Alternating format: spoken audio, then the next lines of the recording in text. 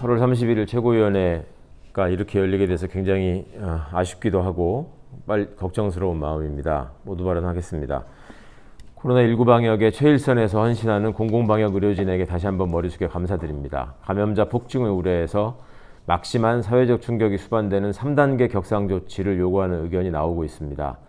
하지만 정부의 애타는 호소에도 불구하고 지난 일요일 상당수의 교회에서 대면 예배가 계속되었습니다. 과연 무엇을, 누구를 위한 소행인지 개탄하지 않을 수 없습니다.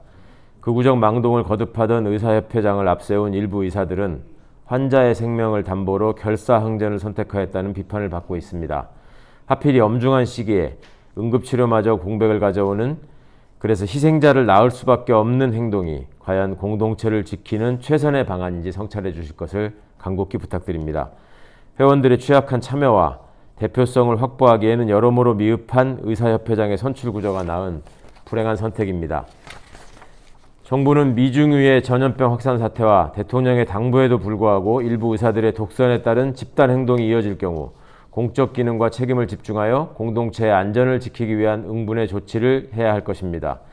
설사 정부의 정책 수립 과정에서 미흡한 점이 있다 할지라도 하필 이토록 위험한 시기에 일부 의사들이 환자의 생명을 담보로 하여 벌이는 집단 행동은 국민들의 공감과 지지를 얻지 못할 것이며 그 목적의 정당성을 송두리째 부정당하는 결과로 이어질 수밖에 없을 것입니다. 아무쪼록 그동안 국민들이 보냈던 성원과 감사의 마음을 잊지 말고 공동선을 위한 책임을 외면하지 말아주시기를 바랍니다. 정기국회가 시작됩니다. 국회는 현재의 위기를 극복하고 미래를 대비하는 구심점이 되어야 합니다. 장기화되는 코로나19 사태, 이상기후에 따른 자연재해, 가짜뉴스의 삼중고가 창궐하는 현재에도 우리는 정치와 경제를 개혁하고 과학기술을 재편해서 미래를 대비해야만 합니다. 세계 최저 수준의 합계 출산율에 담긴 우리 사회의 미래에 대한 절망은 없는지 깊이 성찰하여 더 평등하고 공정한 선진사회의 기반을 다져나가야 합니다.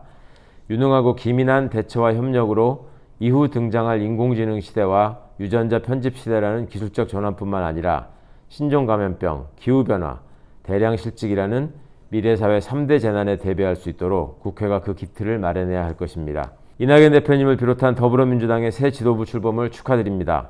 진취적이고 포용적인 리더십을 통해 현재의 난국을 타개하고 외면할 수 없는 시대적 과제인 정치, 언론, 권력기관의 개혁에 함께하는 든든한 동지가 되어주시리라 믿습니다. 이상입니다.